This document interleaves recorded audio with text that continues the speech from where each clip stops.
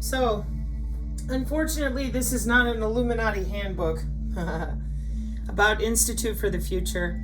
Is the world's leading futures thinking organization. For over 50 years, businesses, governments, and social impact organizations have depended upon this Institute for the Future, global forecasts, custom research, and foresight training to navigate complex change and develop world-ready strategies. For who?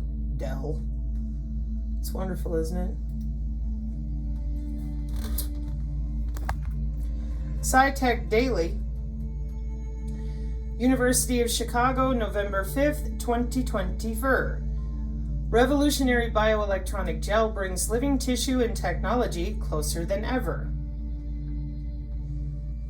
Researchers at the School of Molecular Engineering have developed a hydrogel that retains the semiconductive ability needed to transmit information between living tissue and machine, which can be used in implantable medical devices and non-surgical applications. A new hydrogel semiconductor offers a groundbreaking solution for bioelectronics, blending tissue-like properties with high electronic functionality, enhancing medical device integration and effectiveness. The perfect material for interfacing electronics with living tissue is soft, stretchable, and as water-loving as the tissue itself, making hydrogels an ideal choice. In contrast, semiconductors, the key materials for bioelectronics such as pacemakers, biosensors, and drug delivery devices are rigid, brittle, and hydrophobic, making them impossible to dissolve in the way hydrogels have traditionally been built. Breakthrough in bioelectronics. In a new study published in Science, scientists from the University of Chicago Molecular Engineering have overcome this long-standing barrier by innovating the way hydrogels are created to build a powerful semiconductor in hydrogel form. Led by the research group, the result is a bluish gel that undulates in water like a jellyfish, yet maintains the immense semiconductive ability required to transmit information between living tissue and electronic devices. Wow, amazing! Properties and applications of the new material. The material demonstrated tissue-level moduli as soft, stretchability, strain, charge carrier, mobility. This means their material, both semiconductor and hydrogel at the same time, ticks all the boxes for an ideal bioelectronic interface. When making implantable bioelectronic devices, one challenge you must address to make the device with tissue-like mechanical properties. That way, when it gets directly interfaced with the tissue, they can deform together and also form a very intimate biointerface. Although the paper mainly focused on the challenges facing implanted medical devices such as biochemical sensors and pacemakers, the material also has many potential non-surgical applications like better readings of the skin or improved care for wounds.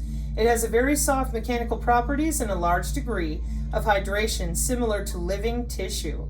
Hydrogel is also very porous, so it allows the efficient diffusion transport of different kinds of nutrition and chemicals. All these traits combine to make hydrogel probably the most useful material for tissue engineering, wireless tissue engineering, and drug delivery. Wireless drug delivery! Woo! Innovative production technique. The typical way of making a hydrogel is to take a material, dissolve it in water, and add the gelation chemicals to puff the new liquid into a gel form. Some materials simply dissolve in water, and others require researchers to tinker and chemically modify the process. But the core mechanism is the same. No water, no hydrogel.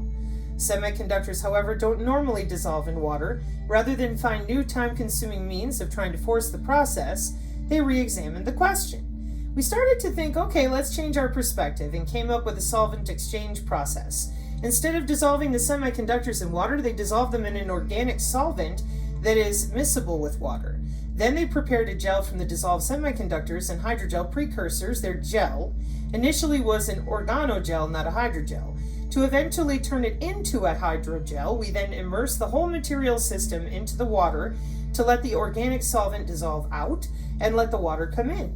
An important benefit of such a solvent exchange-based method is its broad applicability to different types of polymer semiconductors with different functions. Combining semiconductor and hydrogel benefits. We want to march people across the stage and put them in jail. Well, once again, like normal, these are the innocent people doing the jobs you told them to do. Just don't think it's fair to talk like that when you don't know what you're talking about, you know? Anyways, so I think that about wraps up my list at the moment. Hang on.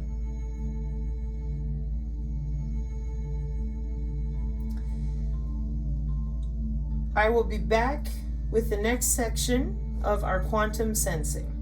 Mark 5:36. Amen.